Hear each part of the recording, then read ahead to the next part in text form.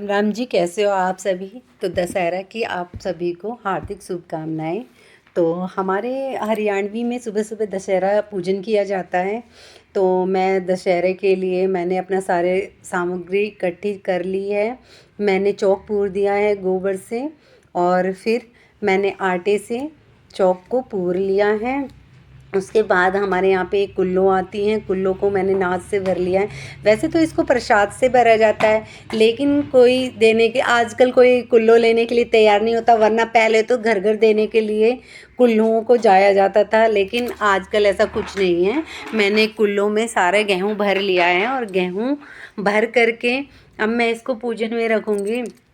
पहले तो ये था कि पहले हम बनिया के यहाँ पर बेचने के लिए जाते थे। ये नाच जो कुल्लों में होता था सारा इकट्ठा कर लेते थे, फिर बनिए के पास जाते थे, मन करता था तो टॉफ़ी ख़रीद लेते थे, या कोई भी खाने की जो भी कोई वस्तु होती थी जो हमें अच्छी लगती थी। जब हमारी मम्मी वगैरह पूजन करती थी उस टाइम हम ऐसे करते थे कि सारे जितना भी इन कुल्लों में नाच भरा होता था सारा इकट्ठा कर लेते थे, इसको बनिए के जाके बेच देते थे। उसके बाद जो बनिया हमें पैसे देता था, या कोई भी हमारे खाने की चीज़ मन करता वही हम ले लेते थे।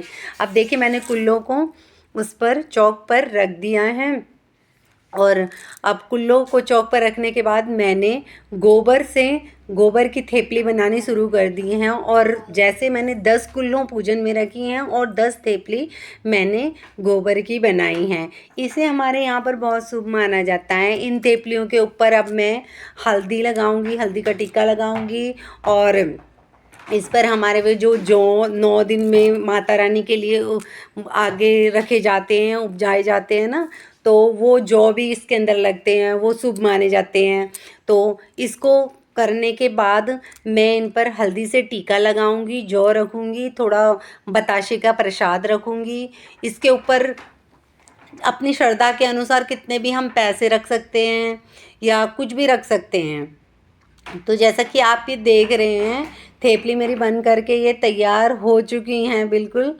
मैंने बहुत ही टाइम लगा दिया था इसको करने के लिए, और मुझे बहुत चिंता हो रही थी। इसमें एक दो चीज़ मेरे से मिसिंग भी हो गई थी, मैं मतलब भूल गई थी कि मुझे क्या क्या करना है। पर फिर भी जैसा भी है भगवान माफ़ करे, अगर कोई गलती हो गई हो तो मेरे से।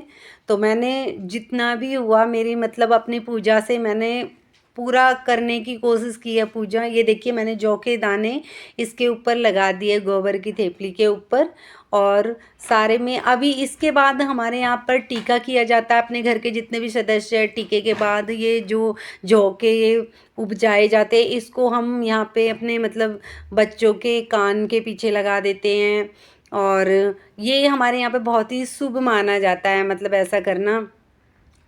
तो अब मेरी पूजा संपन्न हो गई है। अब मैं इसके लिए दिया जलाने जा रही हूँ, तो अब दिया जलाऊंगी। तो आप लोग भी बताना, क्या आपके यहाँ पर भी ऐसा ही पूजन किया जाता है।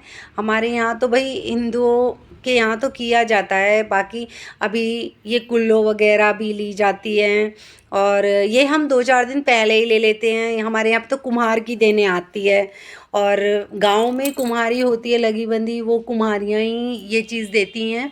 तो हम तो भाई कहीं मार्केट नहीं जाते, हमारे यहाँ पे तो टोकरा भर के कुम्हारी ही लाती है, हम तो उनसे ही खरीद लेते हैं।